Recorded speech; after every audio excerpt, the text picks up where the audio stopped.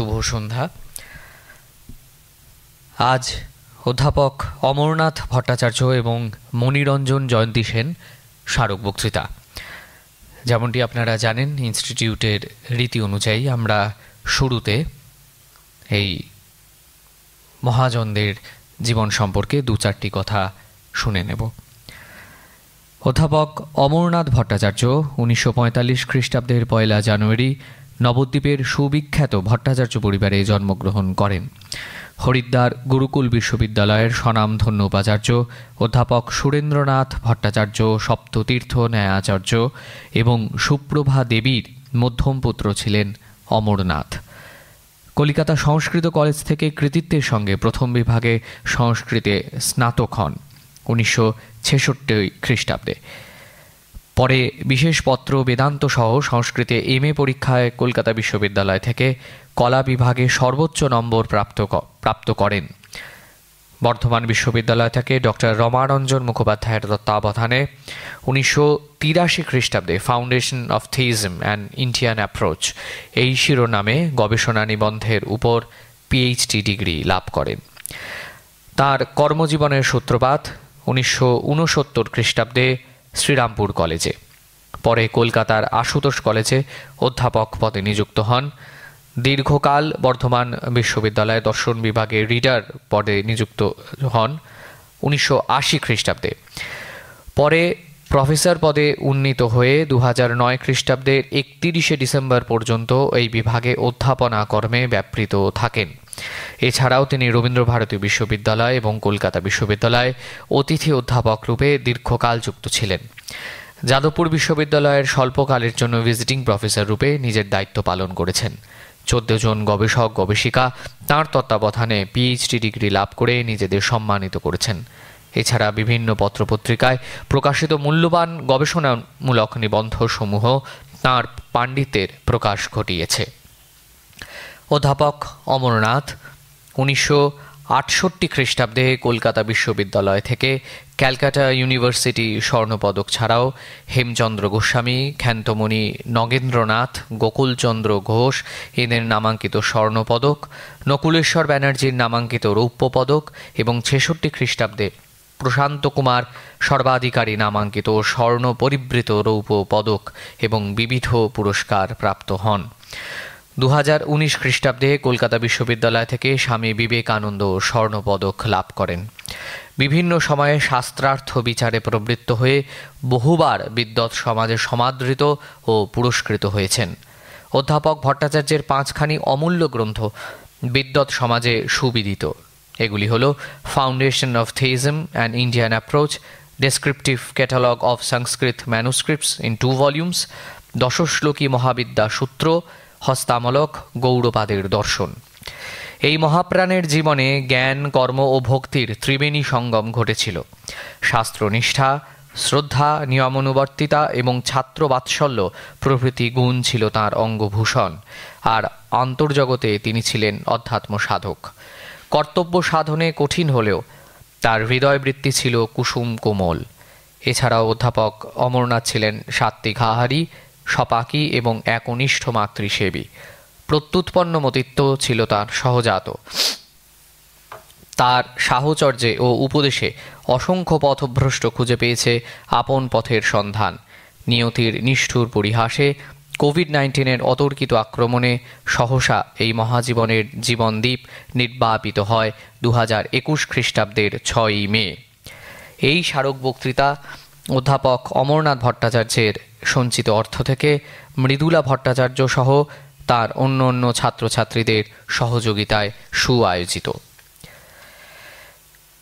মণিরঞ্জন জয়ন্তী সেন বর্তমান বাংলাদেশের খুলনা শহরে বিশিষ্ট ধনী ও আইনজীবী নগেন্দ্রনাথ সেন ও শৈলবালা দেবীর নবম সন্তান মণিরঞ্জন সেনের জন্ম 20 অগস্ট 1918 খ্রিস্টাব্দে। দেশপ্রেমিক আইনজীবী নগেন্দ্রনাথ ব্রিটিশ ভারতে বেশ কয়েক বছর জেলে ছিলেন। কোনো সময় সস্ত্রীক জেলও খেটেছেন। সমাজসেবক নগেন্দ্রনাথ দরিদ্র সেবা, এমনকি তার প্রাসাদ প্রমাণ বাড়িতে খুলনা শহরে আগন্তুক, বিশেষ করে বাংলার বিভিন্ন প্রান্ত থেকে আসা ছাত্রদের পরীক্ষার সময় থাকার সুবন্দোবস্ত করতেন।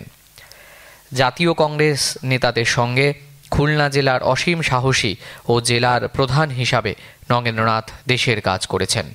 এই পরিবেশে মণিরঞ্জন বড় হয়েছেন এবং স্বাবলম্বী মানুষ ছিলেন।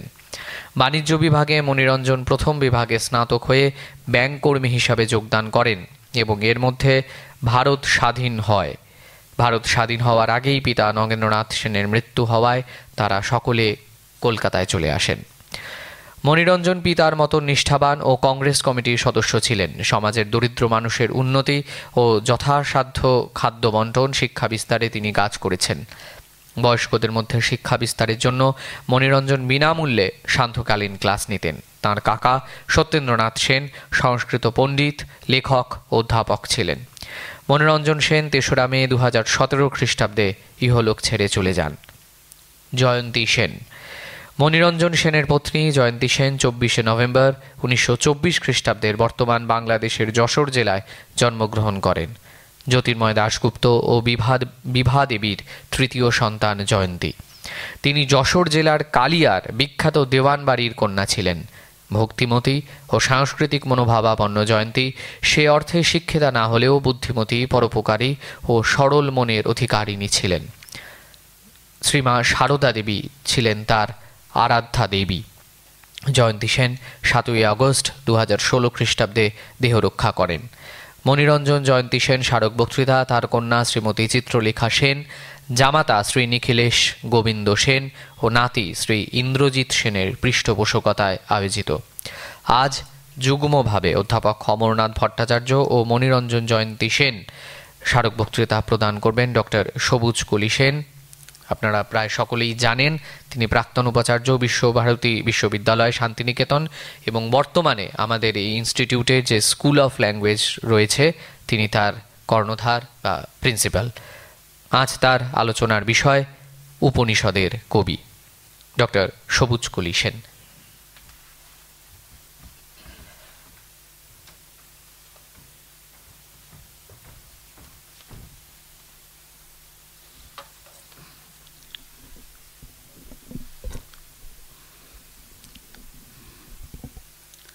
जननीं शारदां देवीं रामकृष्णां जगद्गुरुं पादपद्मे तव श्रित्वा प्रणमामि मुहुर्मुहुः।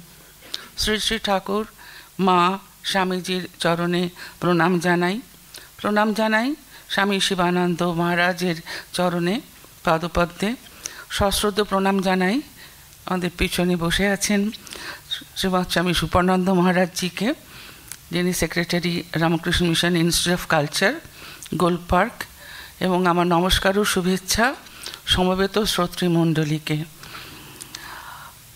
আমার প্রণাম জানাই মণিরঞ্জন জয়ন্তী সেনকে। লোকান্তরিত আমার অগ্রজ প্রতিম শ্রী অমরনাথ ভট্টাচার্যকে আমার প্রণাম।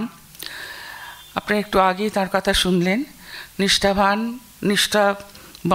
অকৃতদার, সাত্ত্বিক, ব্রাহ্মণ তপস্বী অমরনাথ ভট্টাচার্য স্বপাকাহারী ছিলেন। তার গৃহটি ছিল যেন আশ্রম, ফুলের গন্ধে, ধূপের গন্ধে সেই গৃহটি খুব মনোরম ছিল। আমার আকর্ষণ ছিল তার কাছে অন্য একটি বিষয়ে। তিনি ছিলেন মহামহোপাধ্যায় পণ্ডিত গোপীনাথ কবিরাজ ছিলেন তার পিস্তত দাদা, এবং আমি মাঝে মাঝে তার কাছে যখন যেতাম আমি জিজ্ঞাসা করতাম ওই স্থিত দিয়ে কিং প্রভাসিত কিমাসিত ব্রজিত কিম, সেই মহামহোপাধ্যায় গোপীনাথ কবিরাজ সম্পর্কে। অমরনাথ ভট্টাচার্য, আমি তাকে দাদা বলতাম, তিনি ছিলেন আমার শুভাকাঙ্ক্ষী এবং কল্যাণকামী। আজ তাকে একটি প্রণাম জানাই। আজ আমাদের আলোচ্য বিষয় উপনিষদের কবি। রবীন্দ্রনাথ জন্মেছিলেন বাংলায় ঊনবিংশ শতকের নবজাগরণের কেন্দ্র জোড়াসাঁকোয়ে। তার জন্মের আগেই রামমোহন রায় উপনিষদের মধ্য দিয়ে নতুন করে ভারতের আত্মাকে আবিষ্কার করতে চেষ্টা করলেন। বেদান্তের পুনরুজ্জীবন হলো। রাজা রামমোহনের প্রভাবে প্রভাবিত সেই ধারায় পরিণত ও পরিপুষ্ট হলেন দেবেন্দ্রনাথ ঠাকুর। এবং অতি শৈশবে পিতার কাছ থেকে রবীন্দ্রনাথ পারিবারিক উত্তরাধিকার সূত্রে লাভ করলেন উপনিষদ এবং সেই সঙ্গে সহজ অধিকারে লাভ করলেন স্বাধীন বুদ্ধি, যে বুদ্ধি বলে যে কোনো কিছুই, এমনকি তা উপনিষদ হলেও নির্বিচারে গ্রহণ করা যায় না। যে প্রতীতি থেকে, যে বিশ্বাস থেকে পিতা দেবেন্দ্রনাথ বিভিন্ন উপনিষদের শ্লোক নিজের অন্তর্লব্ধ প্রজ্ঞার সংকলিত করে প্রস্তুত করেছিলেন ব্রাহ্ম উপনিষদ, রবীন্দ্রনাথ তাকে লাভ করলেন উত্তরাধিকার সূত্রে শিশু বয়সে। তার জীবন স্মৃতি গ্রন্থে তিনি বলছেন, নূতন ব্রাহ্মণ হওয়ার পরেই গায়ত্রী মন্ত্রটা জপ করার দিকে খুব একটা ঝোঁক পড়িল। আমি বিশেষ যত্নে এক মনে ওই মন্ত্র জপ করিবার চেষ্টা করিতাম। আমার একদিনের কথা মনে পড়ে, আমাদের পরিবার ঘরে শান বাঁধানো মেঝের কোণে বসিয়া গায়ত্রী জপ করিতে করিতে সহসা আমার দুই চোখ ভরিয়া কেবলই জল পড়িতে লাগিল। জল কেন পড়িতেছে তাহা আমি নিজে কিছুমাত্র বুঝিতে পারিলাম না। আসল কথা, অন্তরের অন্তঃপুরে যে কাজ চলিতেছে বুদ্ধির ক্ষেত্রে সকল সময় তাহার খবর পৌঁছায় না।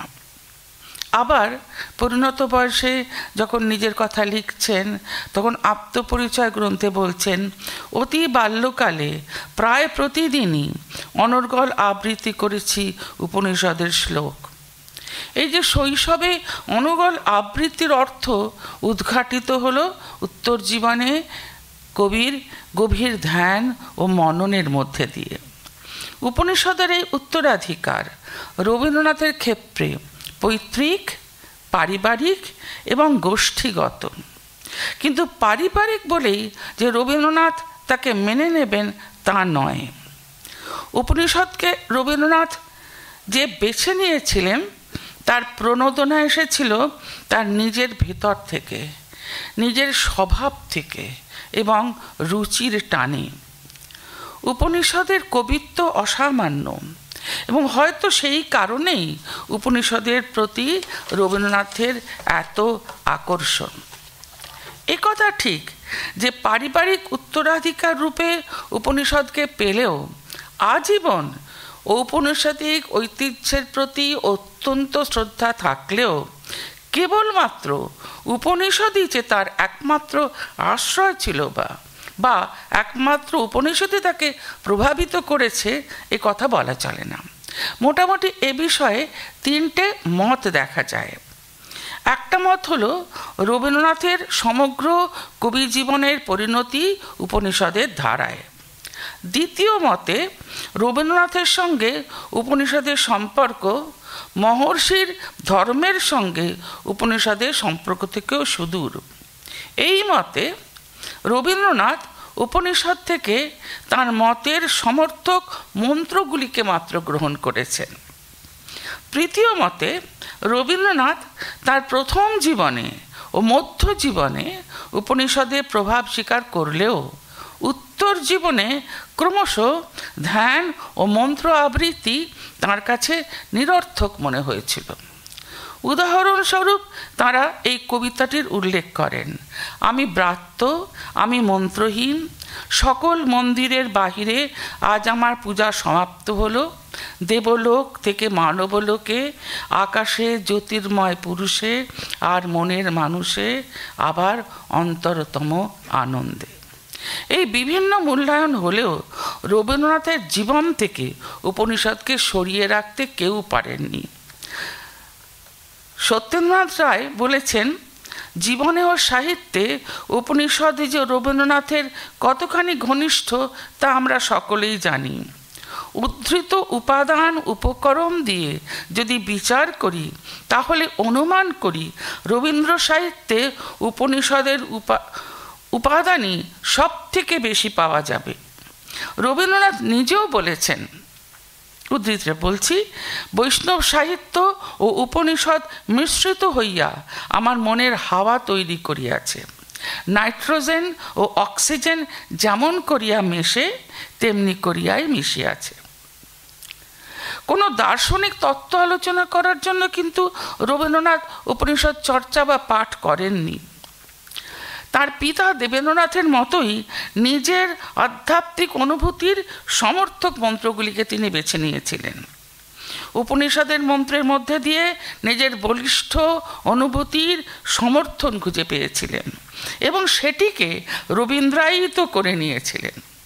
তাই শান্তিনিকেতনের মন্দিরে উপাসনার প্রণাম মন্ত্রে আমরা দেখি, असतो मा सद्गमय तमसो मा ज्योतिर्गमय মৃত্যুর্মা অমৃতঙ্গময়।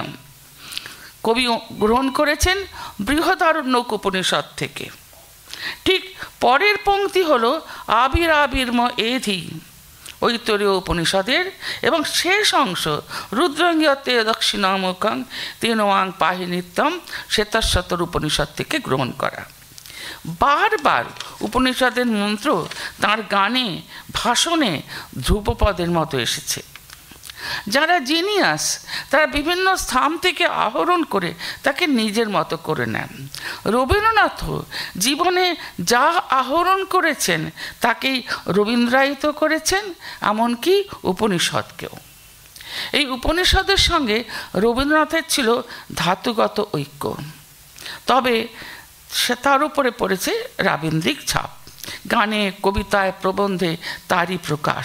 যেমন শ্রীনন্দ বিশ্বে অমৃতস্য পুত্রা আদি ধামানে দিব্যানি তস্তু বেদাহমেতং পুরুষম মহান্তম আদিত্যবর্ণ তমস পরস্তাৎ।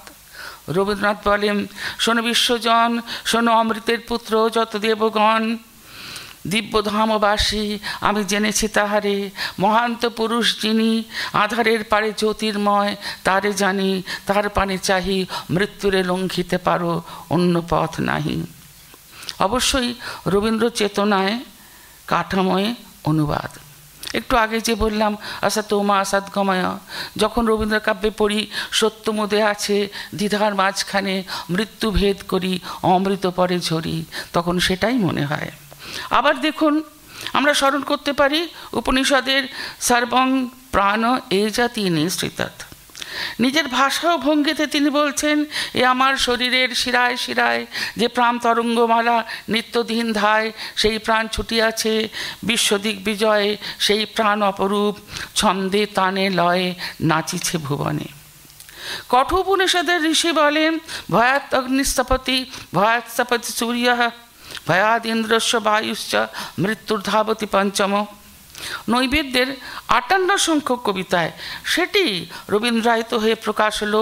অগ্নির প্রত্যেক শিখা ভয়ে তব কাঁপে, বায়ুর প্রত্যেক শ্বাস তোমারই প্রতাপে, তোমারই আদেশ বহি মৃত্যু দিবারাত, চরাচর মর্মরিয়া করে যাতায়াত। রবীন্দ্রনাথের গভীর গোপন চেতনা ঔপনিষদিকভাবে ওতপ্রোত ছিল। বেদান্তের উৎস যা চক্ষুষা ন পশ্যতি যেন চক্ষুষী পশ্যতি, এই অনুভবের সঙ্গে রবীন্দ্রনাথের অনুভব কৈশোরে প্রকাশিত হলো। নয়ন তোমারে পায় না দেখিতে, রয়েছ নয়নে নয়নে। পরিণতবাসী সেটিই হলো, নয়ন সম্মুখে তুমি নাই, নয়নের মাঝখানে নিয়েছ যে ঠাঁই। আজ তাই শ্যামলে শ্যামল তুমি, নীলিমায় নীল। তিনি বলছেন, শৈশবে নতুন ব্রাহ্মণ হওয়ার পর জীবন স্মৃতিতে লিখছেন, আমি উদ্ধৃতি পড়ছি, আমার বেশ মনে আছে আমি ভূর্ভুবস্বাহ এই অংশটি অবলম্বন করিয়া মনটাকে খুব করিয়া প্রসারিত করিতে চেষ্টা করিতাম। আত্মপরিচয় বলছেন, আবাল্য উপনিষদ আবৃত্তি করতে করতে আমার মন বিশ্বব্যাপী পরিপূর্ণতাকে অন্তর্দৃষ্টিতে মানতে অভ্যাস করেছে। সেই পূর্ণতা বস্তুর নয়, সে আত্মা। তাই তাকে স্পষ্ট মানতে গেলে বস্তুগত আয়োজনকে লঘু করতে হয়। শ্বেতাশ্বতর উপনিষদের ইয় দেবগণ ইয় আপসু ইয় বিশ্বম্ভুবনম আবিবেশ ইয় ঔষধীষু ইয় বনস্পতিষু তস্মৈ দেবায় নমো নমঃ, এটি বারবার রবীন্দ্রনাথের ভাষণে এসেছে, শান্তিনিকেতন মন্দিরের উপাসনায় এসেছে। এই মন্ত্রটি রূপান্তরিত হলো যিনি অগ্নিতে, যিনি জলে, যিনি সকল ভুবন তলে, যিনি রঙে, যিনি শস্যে, তাহারে নমস্কার, তাঁরে নমি বারংবার। নৈবেদ্য 57 সংখ্যক কবিতায় একেই পাই। হে সকল ঈশ্বরের পরম ঈশ্বর, তপবন তরুচ্ছায়ে মেঘমন্দ্রস্বর ঘোষণা করিয়াছিল সবার উপর অগ্নিতে জলেতে, এই বিশ্ব চরাচরে বনস্পতি ওষুধিতে অখণ্ড অব্যয় ঐক্য। বৃহদারণ্যক উপনিষদের যাজ্ঞবল্ক্য মৈত্রেয়ীর উপাখ্যান বারবার রবীন্দ্রনাথের রচনায় এসেছে। ইয়ে নাহং নামৃতস্যাম কিমহং তেন করিয়াম, যাহার দ্বারা আমি অমৃত না অমর না হইব, তাহলেই আমি কি করিব। মৈত্রেয়ীর প্রার্থনা শান্তিনিকেতন প্রবন্ধমালার একটি বিশেষ প্রবন্ধ। সেখানে তিনি বলছেন, আমরা সংসারের যত সুখ যত ঐশ্বর্য তাহার নিকট আহরণ করি, সে বলিতে থাকে এ তো আমার মৃত্যুর উপকরণ। সে আপন ক্ষুধার অন্ন পিপাসার জল চাহিয়া উচ্চকণ্ঠে ডাকিয়া ওঠে, মৃত্যুমা অমৃতঙ্গময়, মৃত্যু হইতে আমাকে অমৃতে লইয়া যাও। এই অমৃতকে পাবার সাধনা, ব্রহ্মকে পাবার সাধনা রবীন্দ্রনাথের কাছে কেবল জ্ঞান মার্গের সাধনা ছিল না, ছিল ভক্তি মার্গের সাধনা, এ ছিল আত্মসমর্পণের সাধনা। শান্তিনিকেতন মন্দিরের ভাষণে পাই, ব্রহ্মকে পেতে হবে এই কথাটি ঠিক বলা চলে না, আপনাকে দিতে হবে বলতে হবে। ওইখানেই অভাব আছে, সেই জন্য মিলন হচ্ছে না। তিনি আপনাকে দিয়েছেন, আমরা আপনাকে দিই না। আমরা নানা প্রকার স্বার্থের অহংকারের ক্ষুদ্রতার বেড়া দিয়ে নিজেকে স্বতন্ত্র এমনকি বিরুদ্ধ করে রেখেছি। যিনি পরিপূর্ণরূপে নিজেকে দান করেছেন, আমরাও তার কাছে পরিপূর্ণরূপে নিজেকে দান না করলে তাকে প্রতিগ্রহ করা যাবে না। সেই জন্যেই রবীন্দ্রনাথের আত্মনিবেদনের মন্ত্র, আমার যে সব দিতে হবে সে তো আমি জানি, আমার যত বিত্ত প্রভু, আমার যত বাণী। রবীন্দ্রনাথ ছিলেন ঋষি, ছিলেন মনীষী, সর্বোপরি ছিলেন কবি। তাই অস্তি সন্তাং ন জাহাতি, অস্তি সন্তাং ন পশ্যতি, পশ্য দেবস্য কাব্যম ন মমারো না জিরিয়তি। চোখ মেলে দেখো, কাছেই তবু তাকে ছাড়া যায় না, কাছেই তবু তাকে দেখা যায় না।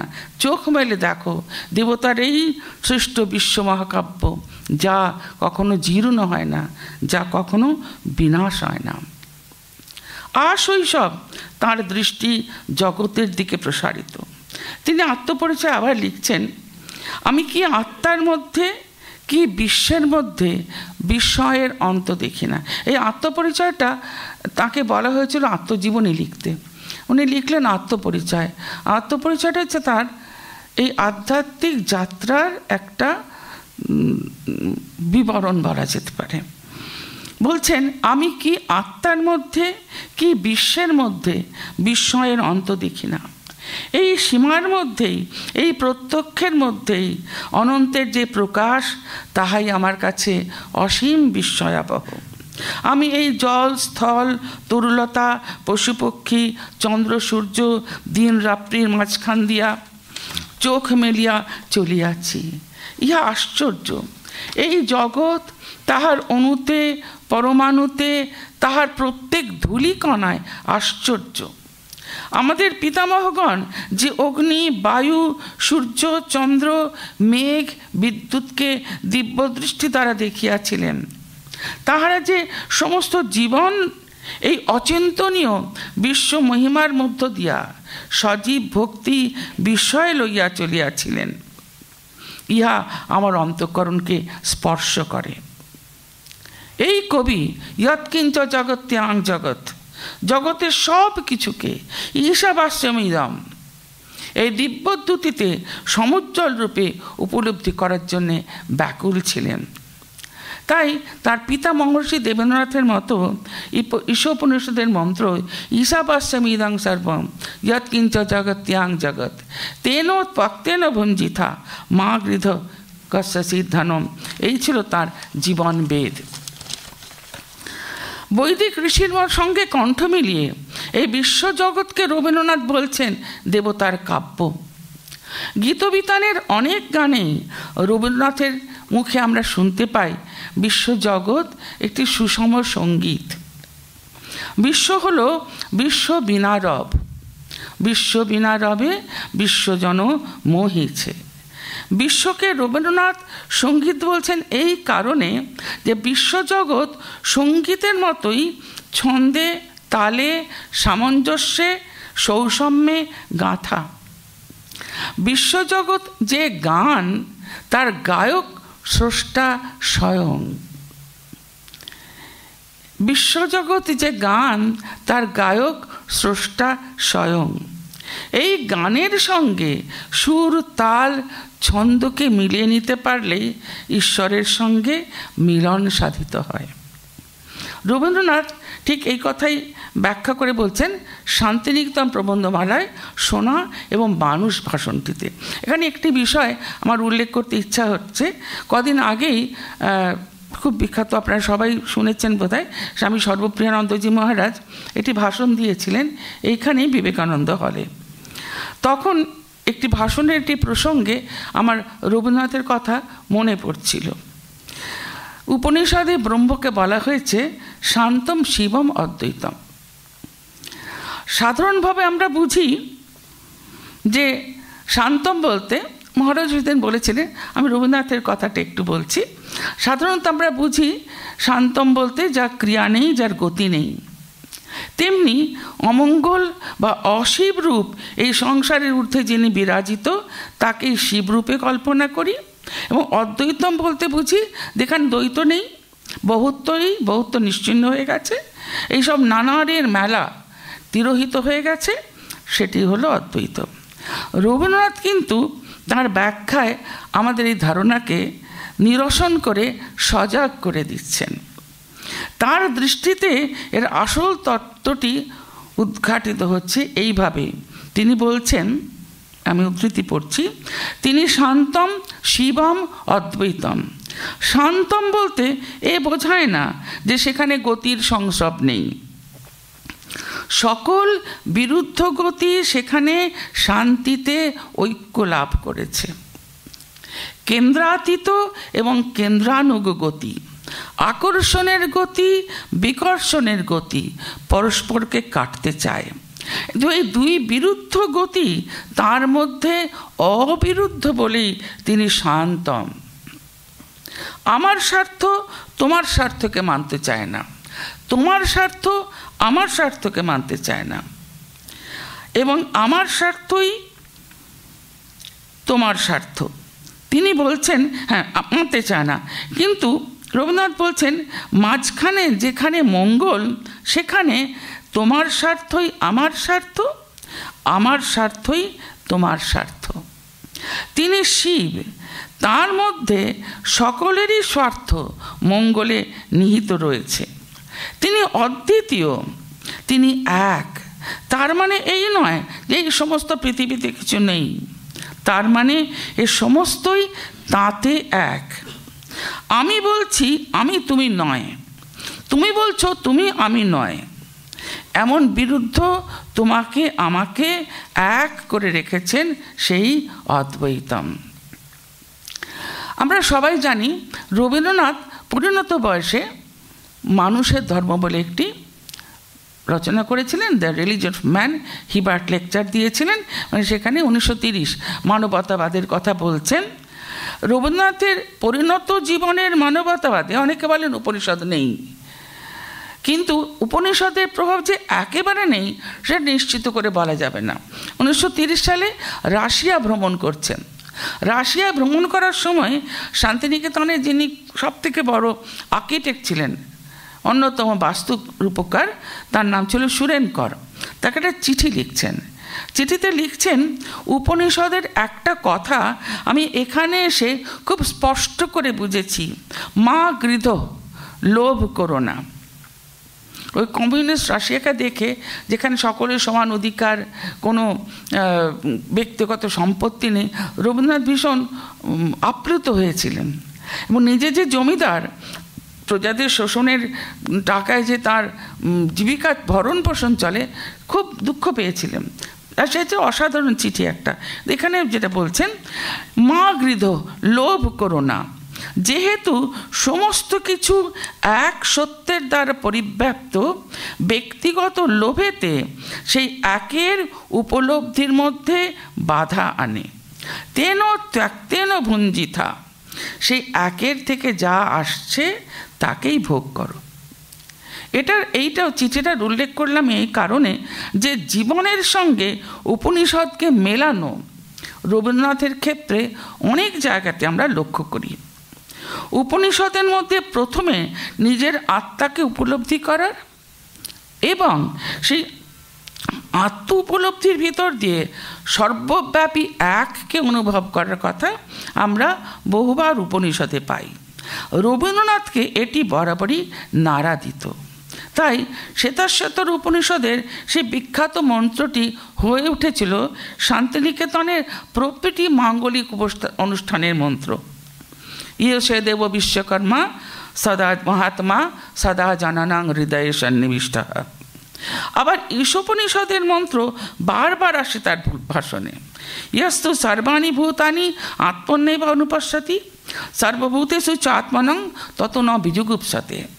যিনি সর্বভূতকে আত্মার মধ্যেই অবস্থিত দেখেন এবং সর্বভূতে আত্মাকে দেখেন, তিনি এই উপলব্ধির ফলে কাহাকেও ঘৃণা করেন না। এই ক্ষুদ্র আমির সীমানা ছাড়িয়ে অন্তরেই এক বৃহৎ আমির উপলব্ধি ঘটে এবং তার হৃদয় আনন্দ নিকেতন হয়ে ওঠে। তিনি বলেন, গান গেয়ে ওঠেন, আপনারে দিয়ে রচিলি রে কিয়ে আপনারই আবরণ, খুলে দেখ দ্বার অন্তরে তার আনন্দ নিকেতন। জগৎ থেকে দৃষ্টি না সরিয়ে কর্ম থেকে বিরত হয়ে নিশ্চেষ্ট আত্মসমাহিত হওয়া, ইন্দ্রিয়ের দ্বার রুদ্ধ করে যোগাসন কখনো কবির লক্ষ্য হতে পারে না। ঈশোপনিষদের আহ্বান পশ্য দেবস্য কাব্যম, জগৎকে দেখার আহ্বান কবির হৃদয়ে তাই সব থেকে বেশি অনুরণন তুলেছিল। সেই কবি মন বিশ্বের বহু বৈচিত্র্যের মধ্যে অবগাহন করে সেখানে একটা নিত্যকালীন জাগ্রত প্রাণের সৌন্দর্যে আত্মহারা হয়েছিল। রবীন্দ্রনাথের কাছে ব্রহ্ম তাই কোনো দিক থেকেই জগতের থেকে আলাদা নন। এই জগতের আলো অন্ধকার, সুখ দুঃখ, ভালো মন্দ, মানব প্রবৃত্তি সব কিছুর মধ্যে সেই ব্রহ্মের প্রকাশ। অর্থাৎ ইন্দ্রিয় দিয়ে যে বস্তু জগৎকে আমরা পাচ্ছি তার নিয়মকে ও বৈচিত্র্যকে সমগ্রভাবে জানতে পারলেই ব্রহ্মকে জানা হয়। এই অখণ্ড সত্তার মধ্যে মানুষ ব্যক্তিত্ব ও স্বাতন্ত্র্য নিয়ে বিরাজিত। ব্রাহ্ম সমাজে রবীন্দ্রনাথ তারা ব্যক্তিত্ববাদী, স্বাতন্ত্র্যবাদী। বলছেন এই অখণ্ড সত্তার মধ্যে থেকেও মানুষ ব্যক্তিত্ব ও স্বাতন্ত্র্য নিয়ে বিরাজিত। এই ব্যক্তিত্ব যদি সমগ্রতার বোধ থেকে, অখণ্ডের বোধ থেকে বিচ্ছিন্ন হয়, এই ব্যক্তিত্ব স্বাতন্ত্র্য যদি ক্ষুদ্র অহংকারজাত হয়, তবেই তার দুঃখ। রবীন্দ্রনাথ বলেন, বৃহৎকে ভুলে থাকাই অজ্ঞানতা, ক্ষুদ্র আপনাকে নিয়ে থাকাই পাপ। বৃহৎ সত্তাকে মানুষ যতই অনুভব করতে থাকে ততই সে মুক্তির দিকে এগিয়ে যেতে থাকে। রবীন্দ্রনাথের সব ভাষণে তাই আমরা দেখি, বেশিরভাগ ভাষণে শান্তিনিকেতন প্রবন্ধমালার চিত্তের প্রসারণ ভূমার দিকে যাবার কথা বলেছেন। সেই ভূমা এক এবং অদ্বিতীয়, সেই ভূমাতেই সুখ এবং আনন্দ। উপনিষদের ব্রহ্ম রবীন্দ্রনাথের চিত্তে এক নতুন প্রকৃতি ধারণ করল। এই সমগ্র বস্তু বিশ্ব তিনি ব্রহ্মরূপে দেখলেন। রামমোহন রায় উপনিষদ তথা বেদান্তকে ইহমুখী করতে আরম্ভ করেছিলেন এবং তার শিখর স্পর্শ করেছিল স্বামী বিবেকানন্দে।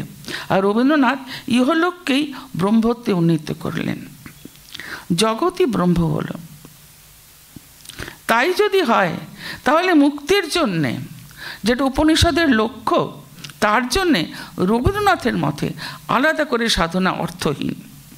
সমগ্রের অনুভূতিতে থেকে নিজেকে সদা যুক্ত রেখে ঐহিক কর্ম করাই মুক্তি। অসংখ্য বন্ধন মাঝে মহানন্দময় লভিব মুক্তির স্বাদ। এই বসুধার মৃত্তিকার পাত্রখানি ভরি বারংবার তোমার অমৃত ঢালি দিবে অবিরত নানা বর্ণগন্ধময়। এই সৌন্দর্য, প্রেম, প্রকৃতি, মানুষ, এই সব জুড়েই প্রকৃত মুক্তি। বিশ্বমানব, বিশ্ব প্রকৃতি দুটিকেই মুক্তির সঙ্গে যুক্ত করে দিলেন রবীন্দ্রনাথ। মুক্তি ধুলায় ধুলায়, ঘাসে ঘাসে, আলোয় আলোয় এই আকাশে। বিশ্বধাতার যজ্ঞশালায় এই জীবনকে আহুতি দেওয়া। এই বিশ্বকর্মে, সর্বজনের কর্মে কোনো স্বার্থবোধ থাকবে না, থাকবে আনন্দ। আনন্দ সর্বকাজে। কর্মের মধ্যে দিয়েই সেই আনন্দরূপ ব্রহ্মের সঙ্গে আমাদের যোগ হতে থাকবে। এই আনন্দের কথাটা রবীন্দ্রনাথের নিজের কথা। রবীন্দ্রনাথ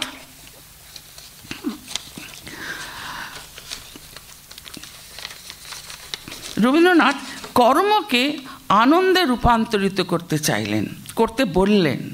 কর্মকে আনন্দে রূপান্তরিত করতে বললেন। উপনিষদে যে ব্রহ্মকে আনন্দ স্বরূপ বলা হয়েছে, রবীন্দ্রনাথ সেই ব্রহ্মকে কর্মের আনন্দের মধ্যে উপলব্ধি করতে বলেছেন। উপনিষদে বলা হয়েছে আনন্দাধ্যেব খল্লিমানি ভূতানি জায়ন্তে আনন্দেন জাতানি জীবন্তি। ব্রহ্মের আনন্দ থেকেই এই সমস্ত কিছু হয়েছে। এ তার ইচ্ছা, এ তার আনন্দ, এ বাইরের কোনো জোর না। রবীন্দ্রনাথ বলছেন কর্ম দুই রকমের হয়। একটা হচ্ছে অভাবের থেকে হয়, আর দ্বিতীয়টি প্রাচুর্যের থেকে হয়। অর্থাৎ হয় প্রয়োজন থেকে কর্ম হয়, নয় আনন্দ থেকে হয়। রবীন্দ্রনাথ বলেন প্রয়োজন থেকে, অভাব থেকে আমরা যে কর্ম করি সেই কর্মটি আমাদের বন্ধন। আনন্দ থেকে যা করি সে তো বন্ধন নয়, বস্তুতে সেই কর্মই মুক্তি। এই কর্ম তখন আনন্দের কর্ম হয়ে যায়। এই হলো কবির গানের ভিতর দিয়ে জীবনকে দেখা, ভুবনখানি দেখা। এই কবি নিজের জীবনের প্রহর শেষ হয়ে গেলেও মধুরের শেষ খুঁজে পাননি, কারণ তখনও ভুবন জুড়ে রইল লেগে আনন্দ আবেশ। মুক্তি সম্বন্ধে রবীন্দ্রনাথের ধারণা এই আনন্দ ভাবনার উপরেই প্রতিষ্ঠিত। তিনি বলছেন তার আনন্দের সঙ্গে যোগ না দিয়ে আমি কিছুতেই আনন্দিত হতে পারবো না। এর সঙ্গে যেখানে আমার যোগ সম্পূর্ণ হবে সেইখানেই আমার মুক্তি হবে, সেইখানে আমার আনন্দ হবে। একটা সুন্দর গান আছে, তুমি যে চেয়ে আছো আকাশ ভরে, সে তার একটি অংশ। আমি চোখ ওই আকাশে মেলবো যাবে, তোমার ওই চেয়ে থাকা সফল হবে। এ আকাশ দিন গুনিছে তারি তরে, তুমি যে চেয়ে আছো আকাশ ভরে। বিশ্বের মধ্যে তার প্রকাশকে, ব্রহ্মের প্রকাশকে অবাধে উপলব্ধি করেই আমি মুক্ত হব। নিজের মধ্যে তার প্রকাশকে অবাধে দীপ্যমান করে আমি মুক্ত হব। ভববন্ধন অর্থাৎ হওয়ার বন্ধন ছেদন করে মুক্তি নয়, হওয়াকেই বন্ধন স্বরূপ না করে মুক্তির স্বরূপ করাই হচ্ছে মুক্তি। কর্মকে পরিত্যাগ করা মুক্তি নয়, কর্মকে আনন্দ কর্ম বড়াই মুক্তি। আনন্দ সর্বকাজে। তিনি যেমন আনন্দ প্রকাশ করছেন, তেমনি আনন্দেই প্রকাশকে বরণ করা। তিনি যেমন আনন্দে কর্ম করছেন, আনন্দেই কর্মকে গ্রহণ করা। এই হলো মুক্তি। কিছুই বর্জন না করে সমস্তকে সত্যভাবে স্বীকার করাই মুক্তি। এই বিশ্ব তার আনন্দ রূপ, কিন্তু আমরা রূপকে দেখছি, আনন্দকে দেখছি না। সেই জন্য রূপ কেবল পদে পদে আমাদের আঘাত করছে। উনি বলছেন আনন্দকে যেমনই দেখব তেমনি কেউ আমাদের কোনো বাধা দিতে পারবে না। সেটাই তো মুক্তি। সেই মুক্তি বৈরাগ্যের মুক্তি নয়, সেই মুক্তি প্রেমের মুক্তি, ত্যাগের মুক্তি নয়, যোগের মুক্তি, লয়ের মুক্তি নয়, প্রকাশের মুক্তি। আমরা দেখি সমগ্র রবীন্দ্র সাহিত্য এই আনন্দের জয়ধ্বনি। অনেকের মতে শেষ জীবনে অস্তাচলগামী রবির এই আনন্দরশ্মি ম্লান হয়ে গিয়েছিল। ম্লান হয়েছিল কি না সেটা বিচার করার বিষয়, কিন্তু উপনিষদ ভাবনায় কবি আনন্দময় কোষেই নিবদ্ধ ছিলেন। উপনিষদে ব্রহ্মকে সচ্চিদানন্দ বলা হয়েছে। উপনিষদের সৎ এবং চিৎরূপ তাকে ততটা আকর্ষণ করেনি যতটা আনন্দরূপ করেছিল। এই বিশ্ব আনন্দ থেকে উৎসারিত, আনন্দেই লয়প্রাপ্ত, আনন্দেই মুক্তি। গোবিন্দগোপাল মুখোপাধ্যায় সুন্দর বর্ণনা দিয়েছেন। বলছেন, পিতার কাছ থেকে তিনি শৈশবে গায়ত্রী মন্ত্রে দীক্ষিত হয়েছিলেন। তিনি এসেছিলেন গান গাইতে। সেই গান আলোর গান, জ্যোতির বন্দনা। যার গান গাইলে ত্রাণ হয়, সেই গায়ত্রী মন্ত্রের দেবতা তাই সবিতা। অন্য ছন্দেরা যখন পরাভূত, তখন একমাত্র গায়ত্রী শোনা যায় অমৃত আহরণে সমর্থ হয়েছিলেন। সুপর্ণের মতো পাখা মেলে উত্তীর্ণ হতে পেরেছিলেন অনন্ত অসীমে, এবং সূর্যমণ্ডল ভেদ করে কালের সীমানা লঙ্ঘন করে অমৃত লোকে উত্তীর্ণ হয়েছিলেন।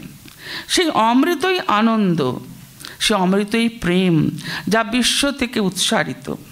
রবীন্দ্রনাথ বিশ্বকে দেখলেন, তার চেতনায় প্রেম, প্রকাশ, আলো, আনন্দ, একাকার সেই ব্রহ্মের রূপ। প্রভাত আলোর ধারায় আমার নয়ন ভেসেছে। রবীন্দ্রনাথের মৃত্যু ভাবনাতেও আমরা উপনিষদের প্রভাব দেখতে পাই। কিশোর রবীন্দ্রনাথ ললিত ছন্দে মৃত্যুকে আবাহন করে লিখেছিলেন, মরণ রে তুহু মম শ্যাম সমান, তাপ বিমোচন করুণ কৌর তব মৃত্যু অমৃত করে দান। পরিণত বয়সে শেষ প্রান্ত অবধি মৃত্যুর সামনে তাকে এক কথা বলতে শুনি, হে পুষণ, সংহরণ করিয়াছ তব রশ্মি জাল, এবার প্রকাশ করো তোমার কল্যাণতম রূপ। দেখি তারে যে পুরুষ তোমার আমার মাঝে এক। রবীন্দ্রনাথ মৃত্যুকে ভীতিকর ভাবেননি। মৃত্যুকে তিনি উপনিষদের ঋষির মতোই দক্ষিণামূর্তিতে দেখেছেন। রুদ্রঙ্গিয়াতে দক্ষিণামুখম তেন মাং পাহি নিত্যম। রবীন্দ্রনাথ প্রায় ওই কথারই প্রতিধ্বনি করে বলেছেন, একা আমি যাত্রী শুধু অপেক্ষা করিব লবটিকা, মৃত্যুর দক্ষিণ হস্ত হতে নূতন অরুণ লিখা জবে দিবে যাত্রার ইঙ্গিত। রবীন্দ্রনাথের কাছে মৃত্যু কোনো শেষ নয়, শূন্যতা নয়। এগুলো ব্যক্তিকে অতিক্রম করে বিশ্বের সঙ্গে একীভূত হয়ে যাবার পথ। এ হলো ভূমায় যাবার পথ। তাই বলছেন, যাবার সময় তিনি বলে যাবেন, শেষ স্পর্শ নিয়ে যাব ধরণীর, বলে যাব তোমারে ধুলির তিলক করেছি ভালে, দেখেছি নিত্যের জ্যোতি দুর্যোগের মায়ার আড়ালে, সত্যের আনন্দরূপ এ ধুলিতে নিয়েছে মরতি, এই জেনে এ ধুলায় রাখিনু প্রণতি। শেষ বয়সে ইতিহাস সচেতন এই কবির ঔপনিষদিক শান্তি ভঙ্গ হয়েছিল বলে মনে হয়। বিশ্বযুদ্ধ দেখলেন। পৃথিবী থেকে বিদায় নেবার আগে কবিকে তাই বলতে হয়েছিল, নাগিনীরা চারিদিকে ফেলিতেছে বিষাক্ত নিঃশ্বাস, শান্তির ললিত বাণী শুনাইবে ব্যর্থ পরিহাস। যদিও মানুষের উপর বিশ্বাস তিনি হারাতে চাইছেন না। কবির এই পর্বকে অনেকে বলেন সংশয় পর্ব। এই পর্বে বিশেষ করে নবজাতক, শেষ লেখা, আরোগ্যর কিছু কবিতা আমাদের ভাবায়। নবজাতকের প্রশ্ন কবিতা 1938 সালের 7 ডিসেম্বরে লেখা। রবীন্দ্রনাথ মানুষের অস্তিত্বকে নিয়ে, আমিকে নিয়ে প্রশ্ন করছেন। বলছেন, এরা কি যে বুঝি নাই নিজে।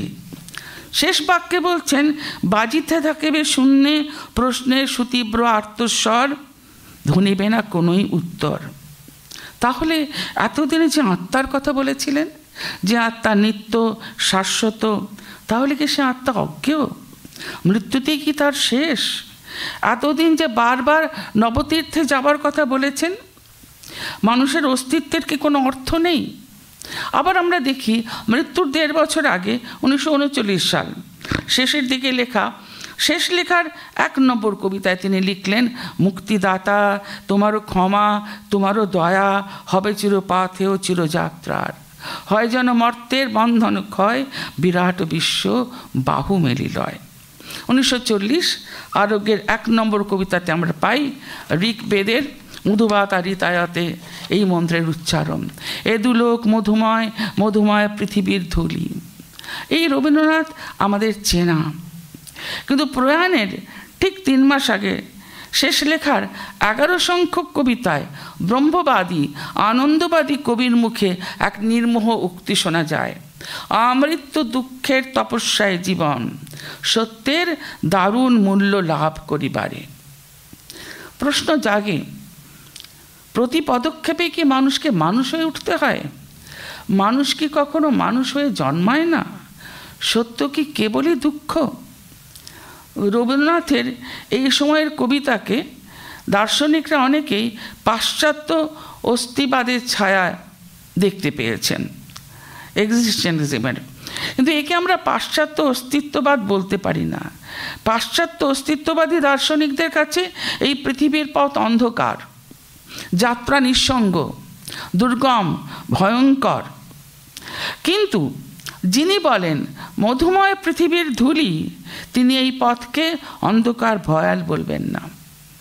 জীবন কঠিন, সত্য কঠিন, রক্তের অক্ষরে নিজের মুখ দেখলেও, তাকে আঘাতে আঘাতে বেদনায় বেদনায় নিজেকে জানলেও তিনি পৃথিবীকে অনাত্মীয় বা বিরূপ বলবেন না। যখন বললেন সত্য যে কঠিন, কঠিনেরে ভালোবাসিলাম, তখন একটা শান্ত দৃঢ় প্রত্যয়ের ভাব দেখতে পাই, সহজ মহিমান্বিত উক্তি। অনেকে মনে করেন কবি কি তাহলে আবাল্য লালিত অধ্যাত্মবোধ থেকে ভ্রষ্ট হয়ে পড়লেন? তা নয়, অধ্যাত্মবোধ রবীন্দ্রনাথের নিজের তৈরি করা। তা কোনো শাস্ত্রবচন দিয়ে, কোনো নিয়ম আচারের দিয়ে তৈরি নয়। চিরদিনই তিনি আত্মসৃজন করে চলেছেন।